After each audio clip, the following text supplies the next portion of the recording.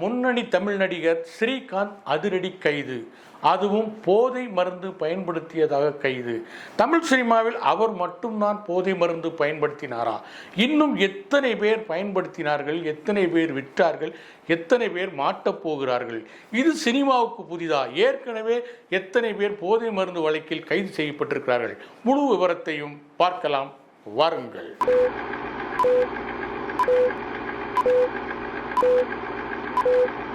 ஒலிபெருக்கி நேயர்கள் அனைவருக்கும் அன்பு வணக்கம். நேற்று தமிழ் சினிமாவின் கருப்பு நாள். ஏன்னா சாக்லேட் பாய் என்று வெளி உலகம் அறிந்த ஸ்ரீகாந்தை போலீசார் அதிரடியாக கைது செய்திருக்கிறார்கள். போதை மருந்து பயன்படுத்தியதாக அவர் மீது குற்றச்சாட்டு முன்வைக்கப்பட்டுள்ளது. இதில் அதிர்ச்சி என்னன்னா, நம்ம இவங்கெல்லாம் போதை மருந்துக்கு அடிமையாக இருப்பாங்கன்னு நாம் சில பேரை மைண்டில் செட் பண்ணி வச்சுருப்போம். ஆனால் அவங்க யாருமே இல்லை, மிகவும் அமைதியான சாக்லேட் பாயாக அதிர்ந்து கூட பேச தெரியாத ஒரு நடிகர் கைது செய்யப்பட்டிருப்பது சினிமாவை மட்டுமல்ல தமிழ் மக்களையே அதிர்ச்சியடைய வைத்திருக்கிறது. இதன் பின்னணி என்ன என்பதை நாம் பார்க்கலாம். திருவிளையாடல் படம் இப்போ படமாக இருந்தால் நாகேஷ் சிவபெருமான்கிட்ட நடக்கிற அந்த கேள்வி பதில் நிகழ்ச்சியில் பிரிக்க முடியாதது எதுவோ அப்படின்னு சிவன் கேட்டிருந்தா நாகேஷ் போதையும் சினிமாவும் அப்படின்னு பதில் சொல்லியிருப்பார். காரணம் என்னன்னா, அந்த அளவுக்கு சினிமாவில் போதை பொருள் புழக்கம் என்பது மிக அதிக அளவில் பல காலமாகவே நடந்துகிட்டு இருக்கு. இதுக்கு அடிப்படையான ஒரு காரணம் இருக்கு. பொதுவாக ஒரு மது விருந்து, ஒரு போதை விருந்து எப்போ வைப்பாங்கன்னா, பொதுவாக, அதாவது எல்லாரும் இல்லை, பொதுவாக நடத்துகிறவங்க எப்போ நடத்துவாங்கன்னா, ஒரு விஷயம் சக்ஸஸ்ஃபுல்லாக நடந்து முடிஞ்சிட்டா அதை கொண்டாடுவதற்கு சில பார்ட்டிகள் வைப்பாங்க. அதில் மது வகைகள் பரிமாறப்படும், போதை மருந்துகள் பரிமாறப்படும். இது ரகசியமாகவே நடக்கும். அரசாங்கம் அனுமதித்த மது விருந்துக்கு எப்போவுமே அந்த அனுமதி உண்டு. அது தாண்டிய சர்வதேச போதை மருந்துகளுக்கு அனுமதி இல்லை. ஆனால் சினிமாவில் தொடர்ந்து நடந்துக்கிட்டு தான் இருக்கும். காரணம் என்னென்னா, சினிமாவில் நடத்தப்படும் பார்ட்டிகள் என்பது ஒரு பிறந்தநாள் பார்ட்டியோ ஒரு சக்ஸஸ் பார்ட்டியோ எதுவாக இருந்தாலும் நடத்தப்படுவதான் அடிப்படை நோக்கம் என்னன்னா, ஒரு சந்திப்பு, ஒருவரை ஒருவர் சந்தித்துக் கொள்வது. இந்த சந்திப்பின் வாயிலாக அடுத்த பட வாய்ப்புகள், அடுத்த படத்துக்கான பட்ஜெட்டுகள், அடுத்த படத்துக்கான தயாரிப்பாளர் இவர்கள் பரிமாறிக்கொள்வார்கள்.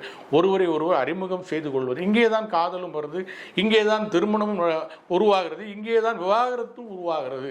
இப்படியான பாட்டிகள் சினிமாவில் ரொம்ப காலமாகவே நடந்துக்கிட்டு இருக்கு. அது அங்கீகரிக்கப்பட்ட மது வகைகளோடு நடந்த பொழுது எந்த பிரச்சனையும் இல்லை. ஆனால் அதை தாண்டி சர்வதேச அளவில் தடை செய்யப்பட்ட போதை மருந்துகள், கொகைன் சொல்கிறாங்க, இன்னும் ப்ரௌன் சுகர்னு சொல்கிறாங்க, இன்னும் என்னென்னலாமோ பேர் சொல்கிறாங்க. கிட்டத்தட்ட நூற்றுக்கணக்கான வகையில் போதை பொருள் இருக்கிறதா சொல்கிறாங்க. நமக்கு தெரியாது, நம்ம கண்ணால் கூட பார்த்ததில்லை. ஆனால் இந்த உயர்மட்ட போதை பொருள் பழக ஆரம்பித்த உடனே தான் பிரச்சனைகள் ஆரம்பிக்குது. சரி, என்னையா எங்கே தான்யா போதை இல்லை, சினிமாவில் மட்டும்தான் இருக்குது, டாஸ்மாக் கடையிலேருந்து ஆரம்பிக்குது அப்படின்னு ஒரு கருத்து ஏற்படலாம். என்ன சொல்கிறேன்னா, அடிப்படை வசதி குறைவான பொருளாதாரத்தில் ரொம்ப கீழே இருக்கிறவனுக்கு கள்ளச்சாராயம், அதுக்கு மேலே கொஞ்சம் சம்பாதிக்கிறவனுக்கு டாஸ்மாகில் 120 ரூபா சரக்கு, அதுக்கு மேலே சம்பாதிக்கிறவனுக்கு 200 ரூபா சரக்கு, அதுக்கு மேலே சம்பாதிக்கிறவனுக்கு 500 ரூபா சரக்கு, அதையும் தாண்டியவர்களுக்கு வெளிநாட்டு மது. இந்த வெளிநாட்டு மதுவையும் தாண்டிய உயர்ந்த போதை மருந்து என்பது தான் இந்த கொகைனு, இந்த ப்ரௌன் சுகரு எல்லாம். இது மற்ற போதைகளுக்கும் இந்த உயர்மட்ட போதைக்கு என்ன வித்தியாசம்னா, மற்ற போதையை நீங்கள் பயன்படுத்தினா நீங்கள் பயன்படுத்தினது தெரிஞ்சிடும். உங்களுடைய பேச்சில், உங்களுடைய நடத்தையில் இவர் போதை மருந்து அருந்தியிருக்காரு அப்படிங்கிறது தெரிஞ்சிடும். இந்த உயர்மட்ட போதையில் என்னென்னா தெரியாது. அவர் போதை அருந்திருக்காது, உங்களுக்கு தெரியாது, அவருடைய செயலும் காட்டாது, அவருடைய பேச்சும் காட்டாது. எங்கே காட்டோம்னா புத்தி காட்டும், சிந்தனையில் இருக்கும் அந்த போதை. இது ஒரு வித்தியாசமான இந்த உயர் ரக போதைக்கு தான் சினிமா நடிகர்கள் அடிமையாகிடுறாங்க. காரணம் என்னென்னா, வெளி உலகத்துக்கு தெரியாது, என்ன பண்ணாலும் தெரியாது, சிந்தனை தான் அப்படின்னு சொல்லி இந்த போதை மருந்துக்கு அவங்க அடிமையாகிடுறாங்க. இந்த போதை பார்ட்டிகள் என்பது இப்போ நான் இந்த பேசிக்கிட்டு இருக்க நேரத்தில் இந்தியாவில் ஏதோ ஒரு இடத்துல நடக்குது, நைட்டில் கண்டிப்பாக நடக்கும். சரி, இந்த போதை மருந்துக்கும் சினிமாவுக்குமான தொடர்பு எப்போ வெளிப்பட்டுது அப்படின்னா, பாலிவுட்டில் முதல்ல சஞ்சய் தத்து தான் போதை மருந்து உட்கொண்டதாகவும் பயன்படுத்தியதாகவும் முதல்ல கைது செய்யப்பட்டார். அப்புறம் சமீப கொஞ்ச காலத்துக்கு முன்னாடி ஷாருக் கானோட மகன் ஆரியன் கப்பலில் நடந்த ஒரு போதை பார்ட்டியில் கலந்துக்கிட்டதாக கைது செய்யப்பட்டார், சிறையில் அடைக்கப்பட்டார். அப்புறம் ஜாமீனில் வெளிவந்தார். அந்த வழக்கு நடந்து வருது. அந்த அந்த சாரியனை கைது செய்யப்பட்ட அந்த அதிகாரிக்கு 25 கோடி ரூபாய் லஞ்சம் தர்றதுக்கு ஷாருக்கான் முன் வந்ததாகலாம் கூட தகவல் வெளியானது. அது எந்த அளவுக்கு நம்ம உண்மைன்னு தெரியாது. இப்போ அந்த போதை மருந்து வழக்கு நடந்துக்கிட்டு இருக்கு. அடுத்து வந்து தெலுங்கு பக்கம் வந்தீங்கன்னா நடிகை ஷார்மி அவனு ஒரு தமிழ் படத்தில் நடித்த அந்த அம்மாவும் பூரி ஜெகநாத்தும் இப்போ இந்த போதை வழக்கில் வந்து உட்படுத்தப்பட்டாங்க. அவங்க உட்பட 20 பேருக்கு போதை மருந்து பயன்படுத்தியதாக விற்று வாங்கியதாக வந்து நோட்டீஸ்லாம் அனுப்பப்பட்டு அந்த வழக்கு நடந்துக்கிட்டு இருக்கு.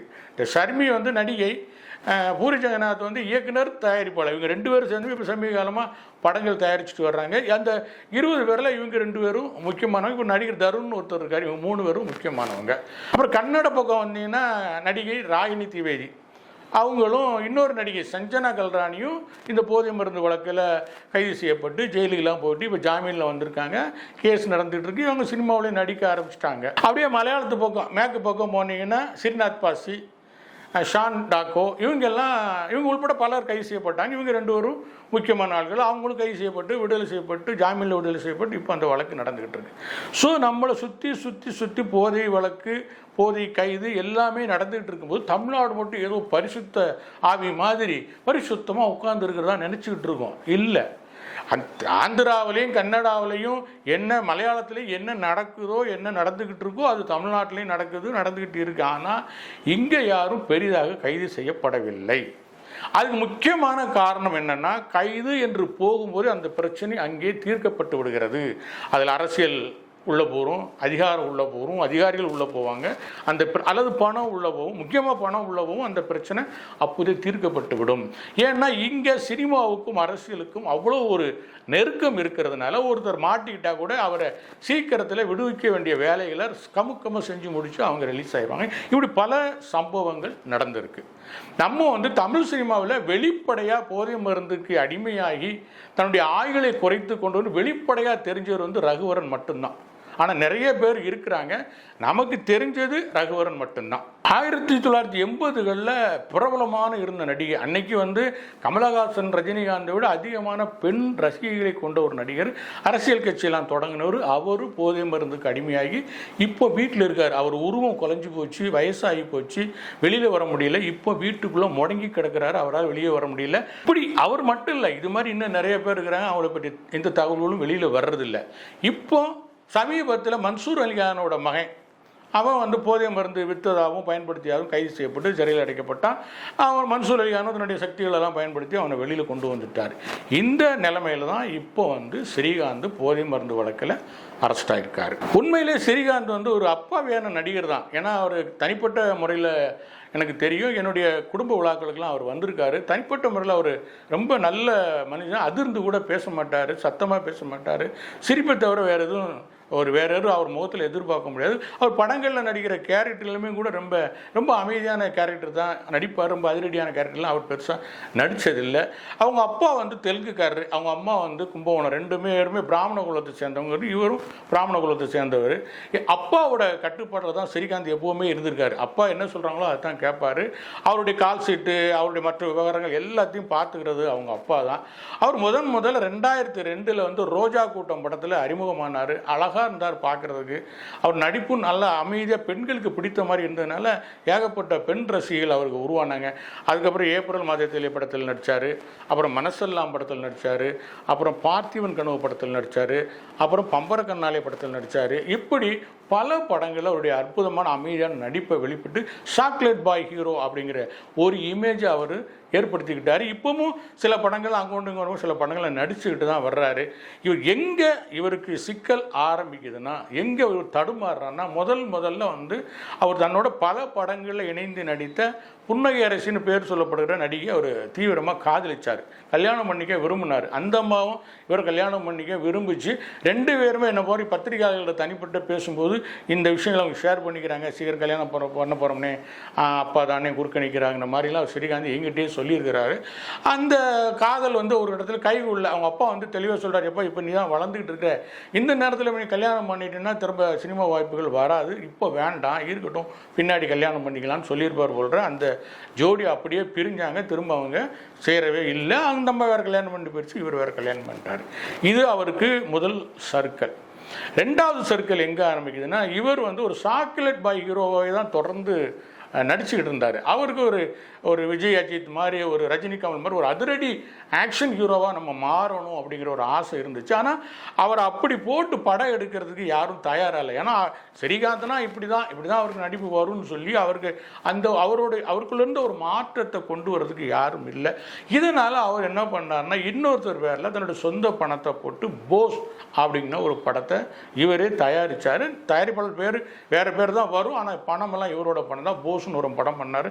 அதில் ஒரு அதிரடி இராணுவ அதிகாரியெல்லாம் நடித்தார். பெரிய பட்ஜெட்டில் எடுக்கப்பட்ட படம். ஆனால் அந்த படம் ஜெயிக்கலை. அதனால் பெரும் பொருளாதார இழப்புக்கு அவர் ஆளானார். இது அடுத்த கட்ட சர்க்கிள். அப்புறம் வந்து மூணாவதாக ஒரு தெலுங்கு படத்தில் நடிச்சிருந்தார். தெலுங்கு படத்தோட அந்த தெலுங்கு பட ப்ரொடியூசரோட மனைவி வந்து ஒரு இளம் மனைவி. அந்த அம்மாவோட இவருக்கு ஒரு சின்ன காதல் இருந்திருக்கதா சொல்கிறாங்க.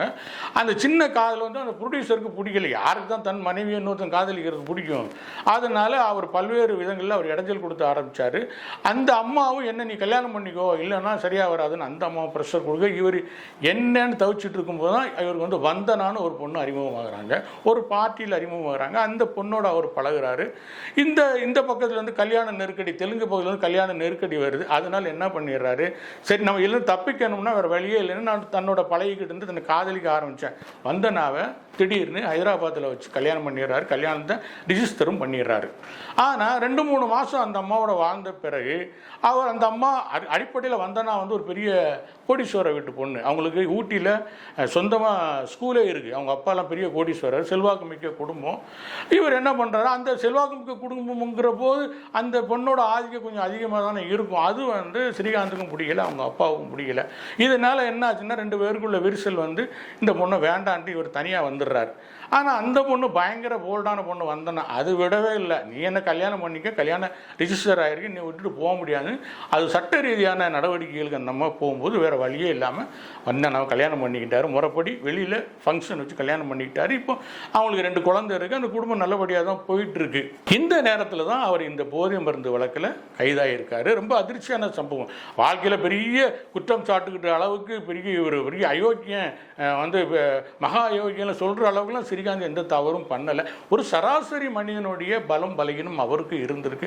ஆனால் இந்த போதை பழக்கத்துக்குள்ளே அவர் எப்படி சிக்கினார், அவருக்கு என்ன பிரச்சனை வந்தது, யார் இது உள்ள சேர்த்து விட்டது என்பது வந்து ஒரு அவிழாத ஒரு முடிச்சாவே இருக்குது. இப்போல்லாம் வந்து பார்த்தீங்கன்னா ஏதாவது ஒரு பேரை சொல்லி பார்ட்டி, ஒரு படம் 10 நாள் ஓடிடுச்சுன்னா பார்ட்டி, 15 நாள் ஓடிடுச்சுன்னா பார்ட்டி, பிறந்த நாள்லாம் பார்ட்டி, நாங்கள் இந்த வருஷம் ஒன்றா சேர்ந்து நடித்தவங்களாம் ஒன்றா கூடுறோன்னு ஒரு பார்ட்டி, ஒன்றா பிரிஞ்சவனு பார்ட்டி, கல்யாணம்னா பார்ட்டி, விவாகரத்தானா party, party party party function ஃபுல்லாக பார்ட்டி தான். இந்த பார்ட்டிகள் வந்து ஏற்கனவே சொன்ன மாதிரி இது நடத்தப்படுவதோடைய நோக்கமே வேறு. ஒரு நடிகர் வந்து ஒரு பார்ட்டிக்கு போகிறாரு, ஒரு நடிகை பார்ட்டிக்கு போகிறாரு, ஒரு 10,000 ரூபாய்க்கு சரக்கு குடிக்கிறாங்கன்னு வச்சுக்கோங்களேன். 10,000 ரூபா அவங்ககிட்ட இருக்காதா என்ன? அந்த 10,000 ரூபாய் செலவு பண்ணி அவங்க வீட்டில் குடிக்க முடியாதா என்ன? எதுக்கு பார்ட்டிக்கு போகிறாங்கன்னா இது மாதிரி அறிமுகங்கள், உயர் வகை போதை வசதிகள் கிடைக்கிறதுனால தான் போகிறாங்க.